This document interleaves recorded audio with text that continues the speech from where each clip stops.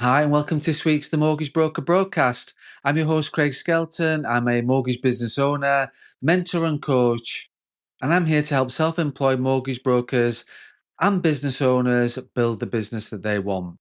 And this podcast is made for brokers at every single level, whether you're just starting out with CMAP in your hand, or you're running your own firm, or you're looking to grow and scale your existing business. This podcast is about helping you grow your business, sharpen your mindset, and navigate the day to day challenges of being a self employed mortgage broker and business owner. And this week's podcast, we're just taking a break from the AI series that we've been running recently on the podcast. And this week, I wanted to go back to having a guest on the podcast. And my guest this week is Nathan Hill. I'm not going to do too much introduction about Nathan because he will talk about his journey, his experiences, and the challenges he's faced coming into the mortgage broker world, given his background. So I don't want to do too much introduction in terms of what he's doing. But the reason why I wanted to get Nathan onto the podcast was really to look at like the decision he made a couple of years ago, to become a broker, what made him decide that, what sort of challenges he's faced so far, and what does the future look like for Nathan Hill being a mortgage broker. So let's just get Nathan onto the podcast. So welcome onto the podcast, Nathan. How are you? I'm good, mate. I'm good. Yeah, good. Thank you for having me on. It's been this is my first podcast actually, so it'd be good to good to see Wow. how it. I feel very honoured for that your first podcast is on the Mortgage Broker broadcast. And also as well, I think it's safe to say that you're the first, which we're going to get into that. There's no spoilers with this, but you're the first Royal Marine Commando that's been on the podcast as well. So thanks for coming on. Oh, brilliant! So no, never had any military kind of person on before or anyone like that. Military, yes. Yeah, a couple of ex-militaries, but that then are brokers. But yeah, nothing with your stature and experience. I'm really going to do, like, the thing is, like, now I know the people that have been on the podcast that are ex-military, and if they listen to this, they'll be going, I know, but so I've said there, not as your stature, and then they're going to go, oh, so like I'm just this then now, and I'm just that. But yeah, You're I'm gonna not get a doing few. anybody a disservice. And they do listen to it, so I know I'm going to get a bit of grief, but that's fair enough. So, but not, and probably people are really like thinking now, what's a Royal Marine Commando? If people aren't connected with you, don't know who you are, and which we'll do the introductions in a second, they'll be thinking, why is a Royal Marine Commando coming onto the Mortgage Broker broadcast? But we will explain that in a second, and I probably will have explained it in the intro as well. But no, thanks Nathan for agreeing to come on. And we had a brief chat before we hit record. There's been a few things, like I see you in my content every single day, which is a good thing. I can see the thing that the content that you're putting out there from an educational point of view, and vice versa. I know you was on the webinar with Jonathan and I recently, but it's the first time we've actually had chance to probably chat and have a conversation. So I'm looking forward to just being able to have that chat and getting to know you a bit more, rather than sort of the content that you've been putting out or the webinars that you've been watching, listening to Jonathan and I on. Yeah, that's mine. Yeah, looking forward to it. Good. So for those that don't know, Nathan, do you want to just do a brief introduction about yourself? Yeah, so my name's Nathan Hill, and I'm just basically recently into this space of mortgage advisory, and it's been a ride, definitely sort of getting to know everything, and previous to that, I've no previous industry experience. It's just basically just dived into it head first. So I was previously in the military in the Royal Marines for the last 6 years, finished last Thursday, and officially. And prior to that, I went to uni in Leeds, great city, and studied sports science. So a bit of a weird kind of ride into financial services, but no, it's been a good experience so far, and I'm looking forward to what it will bring. Okay, excellent. I think that's good. Let's go a little bit back, because I'm just interested to sort of see, because I saw a bit of LinkedIn stalking and a bit about you, and I saw like the sports science. I'm thinking, right, okay, well, I'm going to ask a little. We're going to, but first of all, Leamington Spa, is that you're born and bred Leamington Spa? Is that sort of? No. So originally from London, yes, from South East London, a place called Bromley, Beckenham, that's in Bromley, and yeah, that's where I originally grew up. Went to school there, and basically, yeah, just got the love of sport around there. So basically, summer is cricket and golf, and then yeah, winter. Well, golf is all year round now, but yeah, and then the winter was hockey, rugby, football. Just basically loved all sports, and yeah, really played competitive hockey, competitive cricket, all the way up through the age groups, and then bit of county stuff at cricket, up until 18, 19. So yeah, I loved that sport, and then basically just got into golf, and then golf took over everything in the summer, and yeah, because I had that love for sport throughout school. I then, decided to carry that on at university. So I went to Leeds Beckett University and did sports science. Thought about a career in teaching sport, or a career in something to do with sports science. But I always kind of had a military itch, as it were, and I had this kind of like fascination with the Marines being, what it is. And I was like, oh, like I hit 25 and finish uni at 25. And I was like, if I don't join the Marines now, I never will. And I think I'll regret that. I think I'll regret not scratching that itch. And then, yeah, so finish uni at 25, and then, yeah, put that application in and join the corps in September 2019, on my birthday, actually. Wow. Yeah, the day I started, day I got off the platform at Commando Training Centre in Livingston, and I was bustled into line and screamed and shouted at. It was my 25th birthday. At least you'll never forget. You sort of, yeah. You're never going to forget that day. So, and that was obviously with you doing sports science. One of my questions was going to be about favorite sport in terms of, because obviously you've bit of a sporty background, and we'll come on to the competitive edge in a second. But so my question was going to be about favorite sport. Is it like sort of one particular thing? But you've obviously alluded to cricket is your sort of one thing, and then golf is the other. So are they the two favorite ones you'd say? I'd say, well, yeah, hockey in the winter. Really love playing hockey. The fast pace of it, and yeah, it's a great game and very physically demanding, which is good. And yeah, and then the cricket is that kind of, it's non-contact, obviously. Yeah, that was just the summer sports that I played, and then really got into cricket. Tried to sort of give that a go as like a sort of semi-pro, when I was at Kent, which was the county that I lived in and played for as a youngster, and then probably just got to a point where I was just, if I'm being honest, just wasn't good enough for the professional game, sort of on the outskirts of it, but just probably wasn't quite good enough. And then kind of lost that love a little bit for the game after that. And then golf just like grabbed me, and yeah, just got the bug for that and got really into that. But I'm slowly sort of getting back into, I've played a few games for Leamington locally here. So yeah, trying to get into it in a new area, which is good. But yeah, sort of golf in the summer, a bit of cricket, and then yeah, hockey in the winter. I suppose that helps with because which we've not talked about yet. You work with Chris Hazel in terms of what you're doing, and I'm guessing that helps. He's a hockey. Knowing Chris as I do, he's a keen hockey lover, isn't he? So I think golf's a more recent thing. I might have got that totally wrong, but I think golf's a bit more of a recent take up. But I know he's a keen hockey player. So I'm guessing you've got that. That's good when you're working with somebody and you've got that other interest as well as sporting competitive interest as well. Will always help with the relationship. Yeah, definitely. Yeah, we played golf a few times together. I think he got one over on me in the first game, and I think I beat him the other day. So I think we're 1-1 at the moment. And yeah, obviously we talk about cricket as well. We'll say like, oh, England are losing or something like that. They'll be like, oh, standard. But won yesterday though, which is good. But exactly. yeah.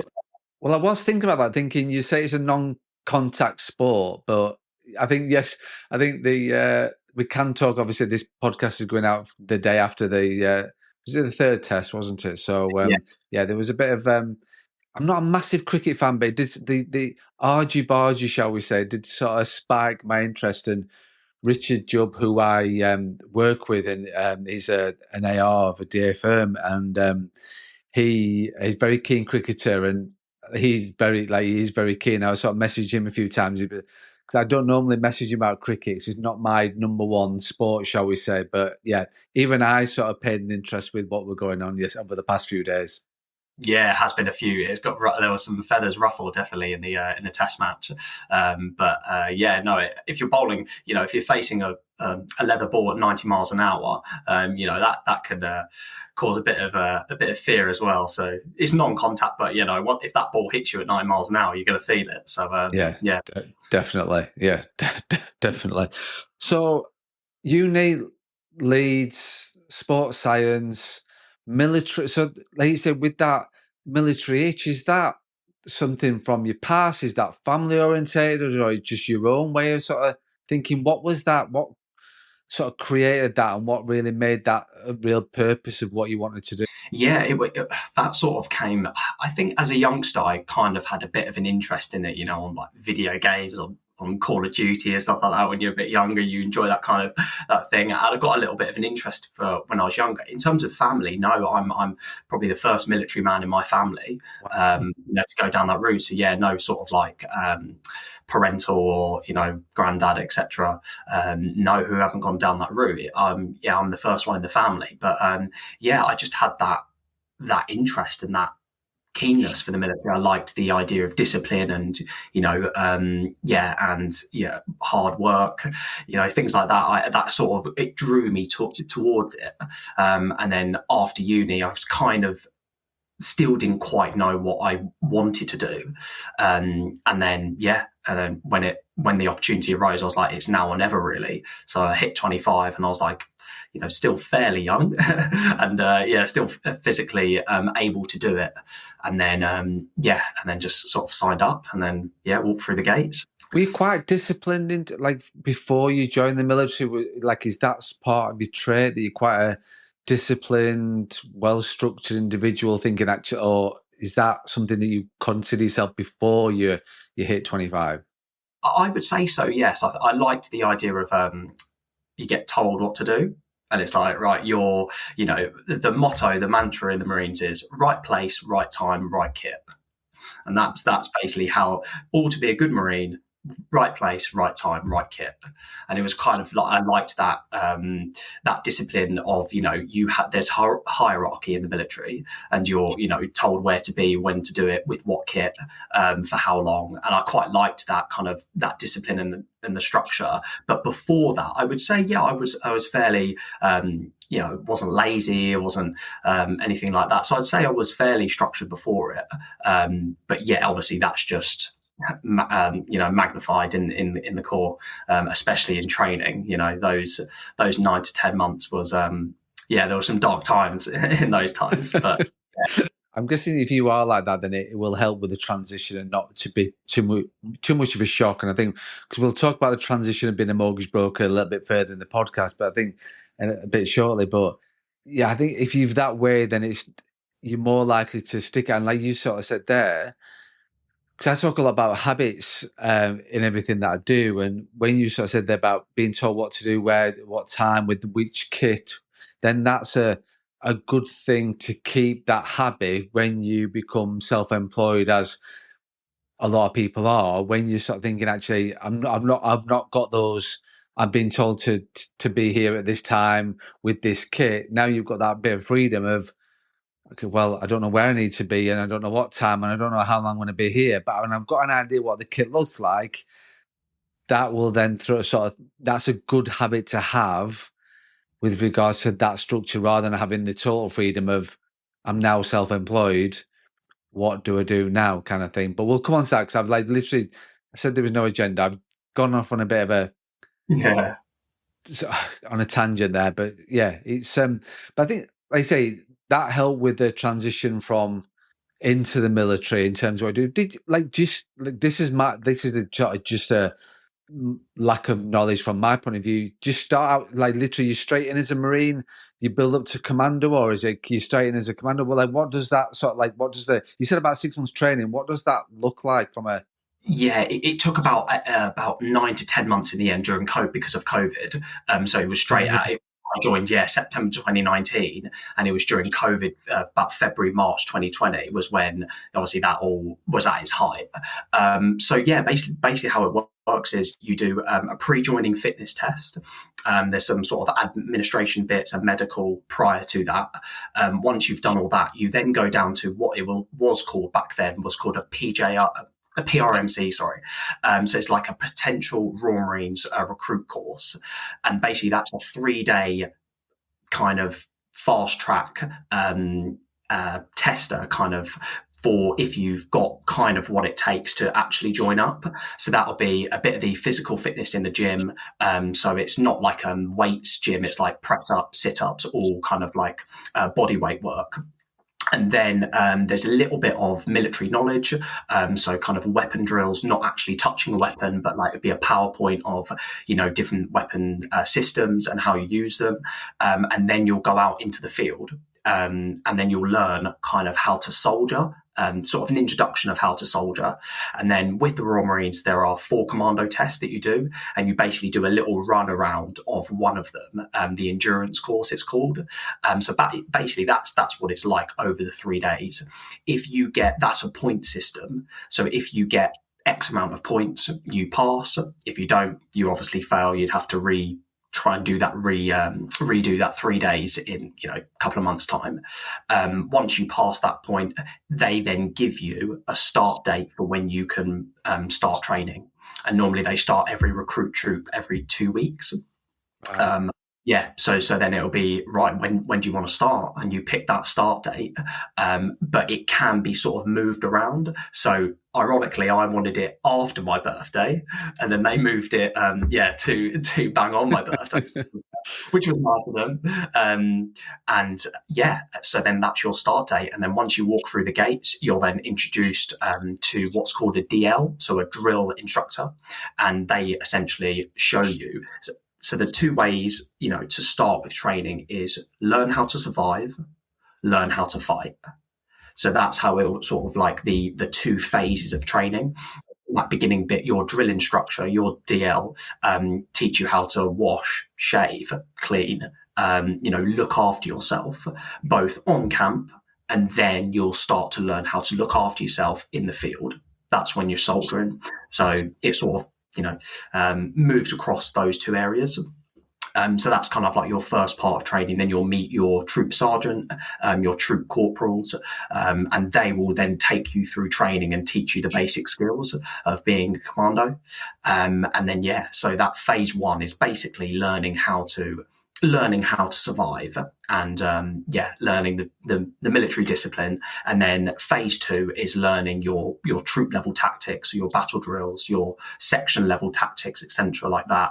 Learning basically how to really soldier, and then towards the end of training, then you've got the 4 commando tests, so the Tarzan course, the endurance course, the 9-mile speed march, and then the big one, the 30-miler at the end.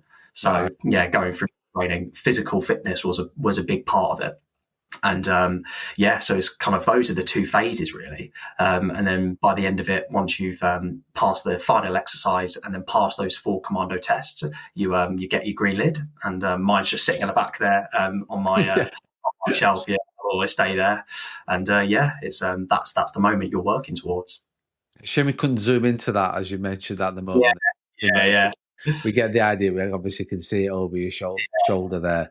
So, but when you sort of look back over you said 6, is it 6 years? You sort of 6 years. 'Cause you've got quite a vivid memory of sort of like what the first 6 months looked like in terms of what, obviously there's a bit of pain there. There's a bit of mindset as well. A lot of pain, a lot of mindset from that point of view. When you look back over the 6 years, what was your sort of, would you say you learned about yourself and your mindset and your capabilities? Was there a big change in you as a human being, as a person over that sort of period of time? What does that sort of, because that's quite an influential time from 25 to 31, 32. It's quite influential time from your overall outlook in life and where you're looking to go and your sort of, and your values with that point of view as well. Yeah, I think what he's taught me, I think the main thing probably is resilience and sort of like we call it grizzing through it. You just got to grizz it, at times, and that's one of the things in the core. It is, at times it is a real grizz as we call it, and but they think about what it comes back to, what they're training you for. They are ultimately training for you to go to war, and at times during war times, there's going to be difficult times where you have to push through things, and that's what they're training you for. So I think that really probably was the biggest learning point for me, is just being able to grizz it and just get through things. I think for me personally, I can't comment, unfortunately. Well, I don't know how you look at it. Fortunately, unfortunately, I never went to a real combat zone. Uh-huh. I miss the Afghan era, the Iraq era. So corporals and sergeants, when I was in training, obviously they had that experience. Right. But that was obviously great to hear their kind of stories of, they actually did what you were trained to do. And it's kind of interesting asking them, like, oh, how was your experience? What was Afghan like? And it's like, they say like, oh yeah, like it was great. You're doing your job, but then also you've got friends. Friends have died around you, and so it's kind of sobering as well to hear both their side, and then also me just coming through training, because I can't comment on that. I don't know how that would feel like, with regards to actually being in a war zone, and they had that experience. So it's great to sort of get get their stories, get their insight to that. But yeah, I'd say just getting through Royal Marines training is a great achievement in itself, and I'm glad I did it. And basically, yeah, that resilience probably is the one thing I've mainly taken from it. And I think when we talk about you moving, think about and becoming a mortgage broker now, I think resilience is a massive thing. That if you've got, and I know you're not going to experience anything like what you've experienced, you're not going to have the physical side of things, but you've certainly got to have a very good amount of resilience being a mortgage broker, being a self-employed mortgage broker in our world, and because yeah, the challenges they face are going to be very different, absolutely. But at the same time, you've still got to have that drive, that motivation, and persistence. And so, yeah, so that's like sort of 6 years of your life. When I'm guessing that thinking sort of psychologically, when you talking to the corporals and things like that, and talking about their experiences where they've lost friends and they've got the positive side of things, and obviously that I'm guessing that when you sort of look back and you sort of signing yourself over. Well, you're signing your mind, your body, you're signing everything over in terms of Your you. soul. Yeah, exactly. Well, and that's that because I've never experienced that in terms of signing yourself over that way. Is that something you go into with very open eyes, open mind, or is it just think I'll deal with that when it arises, or is it like full front? I know this could happen, and I know I've got to prepare myself. Yeah, definitely. I think when you join the military in general, there is there is something at the end of it potentially, and you don't know when that could be, or if it will happen. But obviously, signing on that dotted line, you do know that potentially you are going to go to some places and some risky places, and that's part and parcel of the job. And yeah, that is something that I was aware of signing up. Maybe at 25, I was a little bit naive, thinking like, get training on and enjoy the experience. But then also you do have an understanding of what at the end of the day what you are signing up for, and that is something that shouldn't be taken lightly. And yeah, I did understand that signing on. Okay, and that's I guess from people that I've talked to, they've got a very different. People have got a different aspect of it in terms of people are running away from certain things. Clearly, you're not running away from something to get into the military. That's not. It doesn't sound it to be quite grounded, and you've got good structure and good foundations from what you built your military career on. So that, like I say, I'm just interested to see your take on it because I have heard very different aspects in terms of it. I just wanted out of the situation I was in. That seemed the best outcome, and they were a far better human being coming out the other side. But that they got into the military a little bit sheltered in that kind of way because it was more of a forced thing on them rather than actually, do you know what, I'm aware that I may never come out of the other side of this, and that's sort of the bit, that's the harsh reality. Then that sort of is a different aspect and a different take on what somebody's got out of it, but also as well what made them get in there in the first place. So we've done the military, and now, so what point does a Royal Marine Commando sit down? Is he bored somewhere on some sort of snowy mountaintop in terms of, or some sort of wet Cumbrian mountain? Like, what makes sort of Nathan sit there and think, do you know what? I'm going to become a mortgage broker. I think I got a bit of a keen interest in finance in during COVID. I think quite a lot of people did. You know, got spare cash, you got spare money. Like, what do we do with it? I'm sat at home watching YouTube. I'm not really sure, you know, what we're doing, because we had a period of 2 months where training basically stopped, and we had do a little bit of ourselves, like, you know, doing physical fitness in the house or doing your one run that you're allowed to do or whatever it was back then. And because I was then based up in Scotland for 2 years, that was my first draft. So you get drafted to different units, and basically where with the Marines, it's either you've got 2 units in Scotland, one in Plymouth, one in Taunton, are main fighting units. So you're either right up north or you're right down southwest. So yeah, during that period when I had time off and during COVID, I got a bit of an interest in finance and investing and things like that, and it kind of fascinated me. And then with the 2008 financial crisis, kind of fascinated me a bit, and I read around that a bit and watched videos. And obviously, mortgages was a big part of that. And then I just saw sort of maybe the algorithm pointed me towards, you know, watching mortgage videos and being like this. And then I always thought I did join the Marines with the idea that I was only going to do the minimum 4, 5, 6 years, was kind of like the rough plan. And then it got to that point, and I always thought, oh yeah, I'll join the police. After that, I'll stay kind of like that, you know, public services route, police, fire brigade, whatever it was, kind of thing like that. And then, yeah, I got a bit of an interest in finance, and then just thought, you know, I kind of fell into mortgages after that sort of interest in the 2008 financial crisis. And I was deployed of all of 2023. In the Middle East for a deployment for 7 months. And during that time, I got the qualification. Well, I had all the notebooks for CMAP from a friend. So I was just going through that, just being like, yeah, I want to do this. I want to give this a go. What do I need to do to get qualified? And obviously CMAP is the industry standard.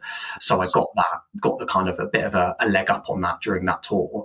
And then I came back from the tour in, must have been November 2023. And then we had 2.5 months, what is called pothole leave.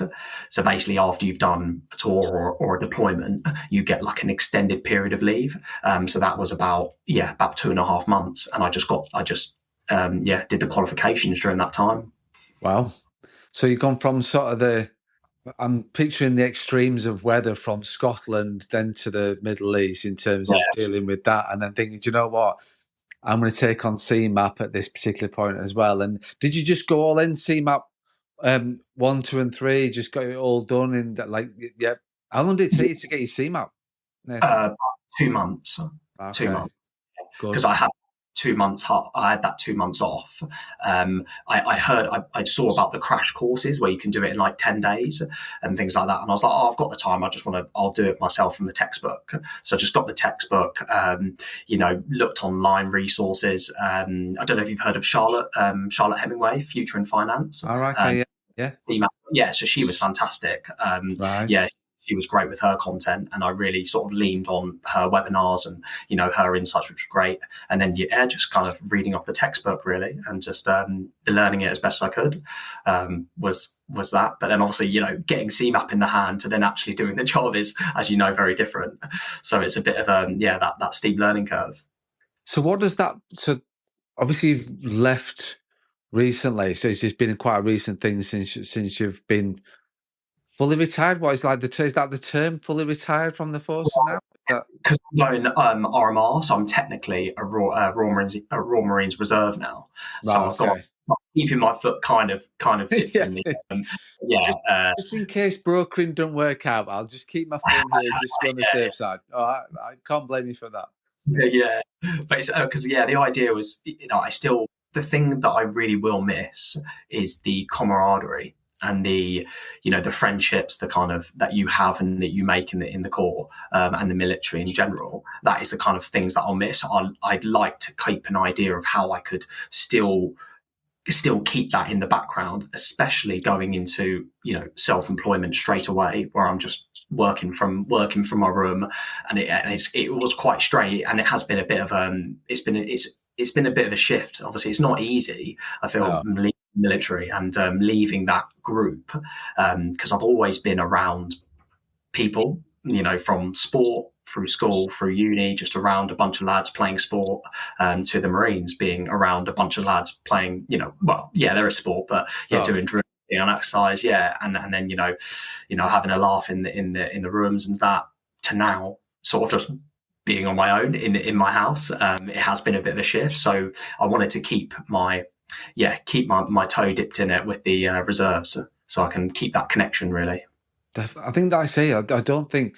I think in terms of appreciating going from, I know what it's like to go from employed to self-employed, on working in a team, talking to people day in, day out, and having that camaraderie, to then being self-employed, sat in, whether that's a bedroom, a dining room, or a spare room, whatever the case would be.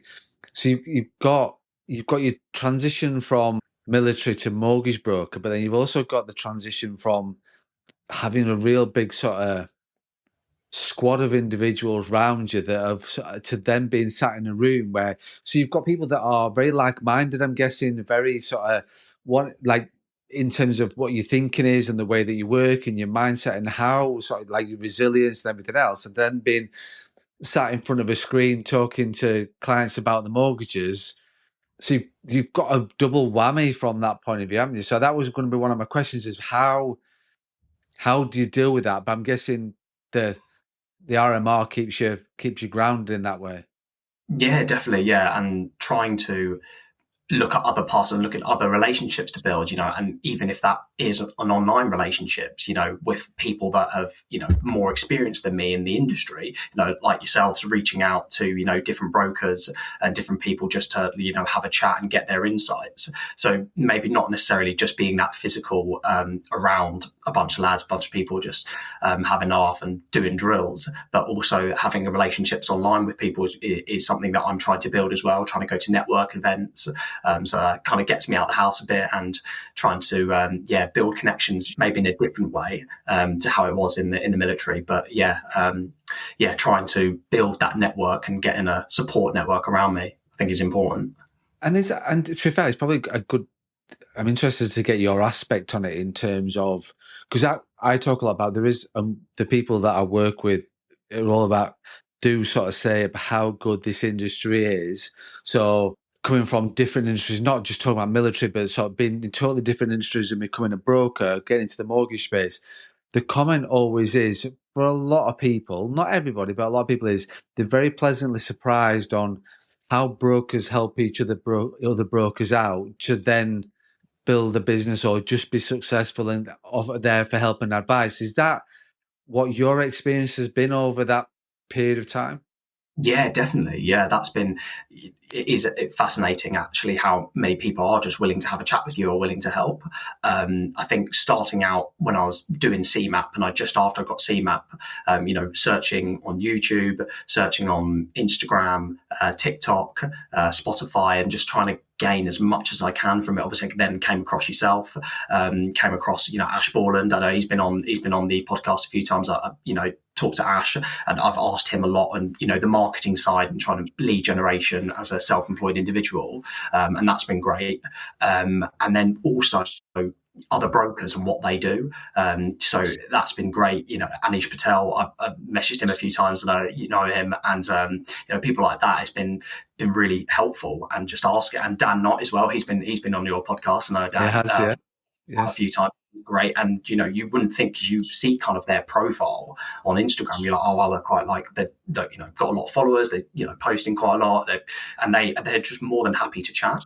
And it's sort of like getting past that first, like, oh my god, can I text them, can I message them, are they going to be a bit funny about, are they going to blank me? And no, they're like, oh yeah, sound, yeah, we'll have a chat, this is my number, or or yeah, drop me a message or voice note me. And that's that the industry, I've noticed, has been very welcoming to helping new advisors, which has been great. No, that's good, and that's to a fairness, and that's good feedback in terms from an industry point of view, because there's still people that don't have that abundance mentality and just think everybody's fighting against each other for business. But then you get somebody like, say, like Dan and other people that you've spoken and an issue that you've spoken to that have got that abundance mentality and know that you're not actually taking any business from them, and they've been in. The beauty of it is, like, they've been in that same situation as what you've been in, and I think if they've called on somebody for help and support, or they've learned it themselves and then thought, you know what, I'm happy to share what I've learned to somebody who's had the bravery to then just reach out and go, like, because like you say, you've been brave and gone, messaged Dan and sort of said, he could have blanked you, he could have not replied, or he could tell you to go away. You don't know until you ask, you just don't know, do you? Until you don't know what the reaction is going to be. So no, it's interesting, like, hear your take on it, because I think it is such an important part of this industry that is welcoming to newcomers who are looking to go down that self-employed, being brave kind of route, thinking, where do I start? Like, what do I do? And there is plenty of content out there for you to take on board yourself, and thinking actually and working it to your own advantage, because everybody will have different opinions on different things. So that's so good. So in terms of your, like, were you part time? Like, so you've only left so when did you start advising? And then obviously you've sort of, because you've only left the military really recently, because I'm interested to understand how that balance has worked, if you have been butts in both camps with regards to doing that before. Yeah, so I think going part time has been, a real help. Starting out sort of at the start of the year, and building. As you know, it takes quite a long time to get paid on mortgages in terms of when they complete.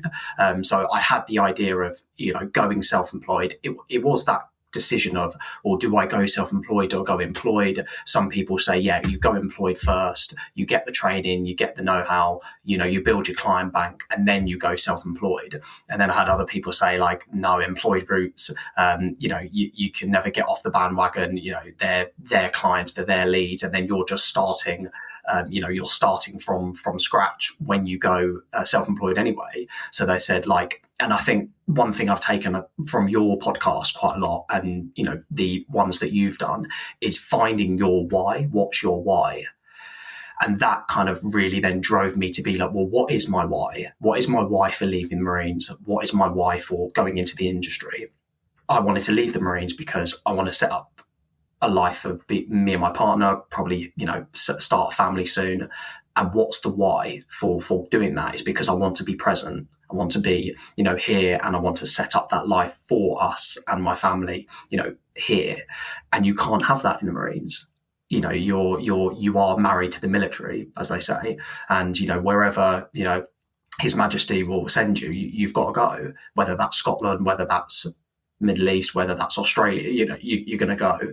So coming back to what's my why was, for going self-employed straight away, is to build that, to build that foundation and to build that life. And being part-time to begin with, sort of at the start of the year, gave me, I felt, the best footing for that going forward.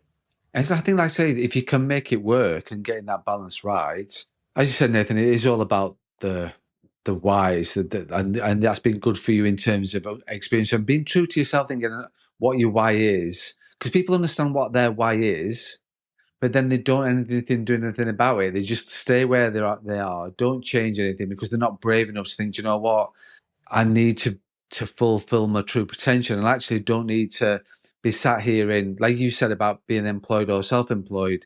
People find it hard to get off the employed route because they can be fed leads, they're never on their own 2 feet, kind of thing, and it's just that merry-go-round of that's what they will always be, and find it difficult to step off. You will have to step off at some stage, but it's difficult to step off, and you don't want to have that regret in years to come going, do you know what I did think about? So like that age with you at 25, you will, like brokers who want to go self-employed will always have that itch. Whether they actually fulfill that itch is a totally different thing, but they will have that itch to go, because I speak to a lot of brokers that say that, oh yeah, I'm going to go self-employed. It's something about the right time, right kit, right Right. place. Yeah, I got them in the wrong order, but the right thing. Brokers will always tell themselves that the time's not right now. I'm going to do it in the future. I'm going to do this. Like, when this is this, and then this is this. This is what I'm going to do. That is the way that generally people will run their lives. That's why you get New Year's resolutions. That's why you get people saying, "I'm going to do this quarter," and it never happens. It's all about habits. But for you, you understood what your why was, getting out and doing something that is of an interest to you, and actually you know that you can be good at in terms of what you're looking to do, because it will give you that interaction with people, and it will give you that, and you've got that structure, you've got that discipline, you've got that routine. All those things and attributes will help you to be a successful self-employed broker without a shadow of a doubt. But you fulfill that potential right from the start. But I think, do you know what, I've just got to get in there and just get on with it, and just don't take the easiest route. It's not the necessarily the easiest route, but people think it is going employed and going down that route. But actually doing what you've done and being brave is testament to you in terms, and using the knowledge that's out there, using the advice and all the rest of it, to then think, actually, I want to do this, but you want to do it your own way as well, which is important. I think one thing I've just noticed this time, like I said about, we're going on like 40 minutes, and because one of the things that I wanted to ask you is, when you sort of like knowing what you've done now, so like in terms of you've done your CMAP, this is something you decided to do, done your CMAP, done this part time, you've still got your one foot in your camp a little bit with the reserves, but that's obviously, that is just a part time thing as and when. What's the one thing, if you've got somebody that's sat in the military, for example, so you've got an abundance mindset, so you're not worried too much about them being a competitor because you're taking Leamington Spa by storm, so we're not worried about too much about location. But if I'm in the military and I'm sat there thinking, this is something that I'm interested in doing myself. I live down in Plymouth, just trying to take your mindset away from Leamington Spa, so they're not going to be in competition with you. Down in Plymouth, think about doing this. What's the one thing that you would say, giving your background and advice to somebody in the military right now that is retiring or is thinking about getting out or thinking about becoming a broker? Is the one thing that you would sort of take from your experience over the past like 2 years, is it really, since you thought about this?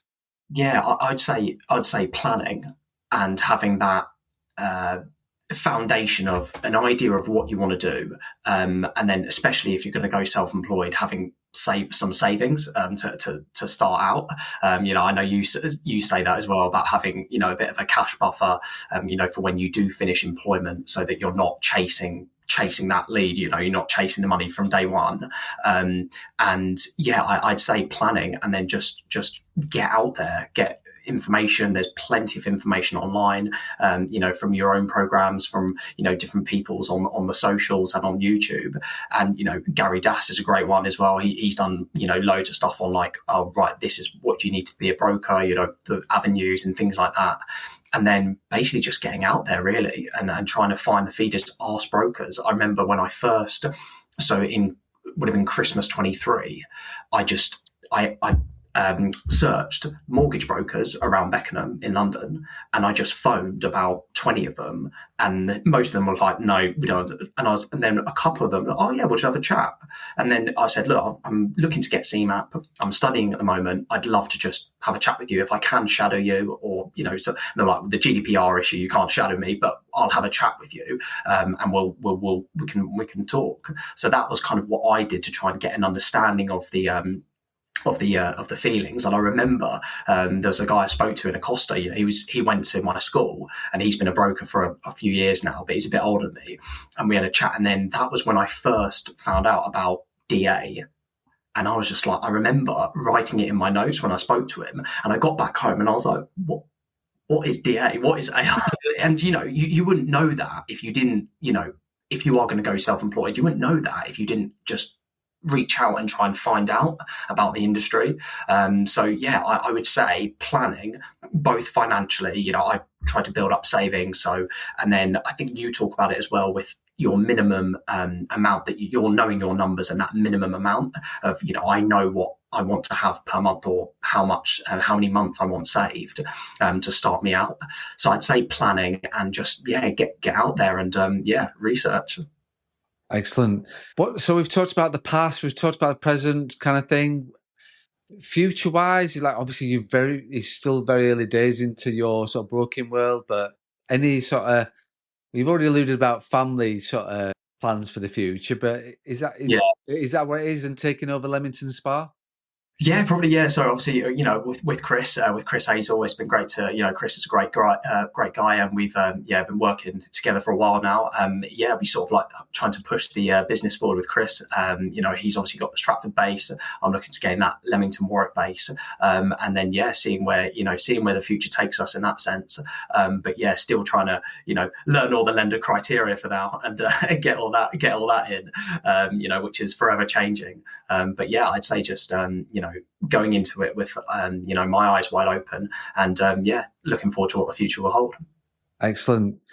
Nathan, thank you so much for your time. Thanks for agreeing to come on the podcast. It's been sort of great to see your journey so far in terms of what you've done, and your background and your experience, and what you're using, the mindset you've got to use your experiences to transition into the mortgage broker world. And no doubt, we will get you back on 6 months' time, just to sort of see how, maybe first 6 months, and then explaining how that transition's been in sort of first-hand experience, and you can talk about that a little bit more. But for now, just really appreciate it, mate, just coming on and trusting me with no agenda, and just talking about you and what you've been doing, and where you're going now. So thanks very much. No, it's been great. Thank you very much for having me, Craig. It's been been great to chat. Thanks for that, Nathan. Thanks for being a great guest on the podcast. Obviously, it was your first podcast, which you wouldn't have known it given the way you handle yourself on the podcast. So thank you very much for that. Really appreciate you coming on and giving us a true and honest experience of your journey so far, and what the future looks like as well for you and your business and being a broker, and also from a personal point of view in terms of talking about your why, which is quite a personal thing as well. So thank you very much for that. And as always, if you've liked the podcast, please leave a review, please leave comment, please leave feedback, and please leave a like on whatever platform you watch or listen to this podcast. And if you are thinking about becoming a self-employed mortgage broker, or looking to launch your own brand and business, looking to take your existing business to the next level, visit my website, craigskelton.co.uk. Schedule a discovery call, or just simply get in touch, and let's just have a chat about how I can help you achieve your goals and help you achieve your reason why within the mortgage broker space. And as always, please don't forget to run your own race.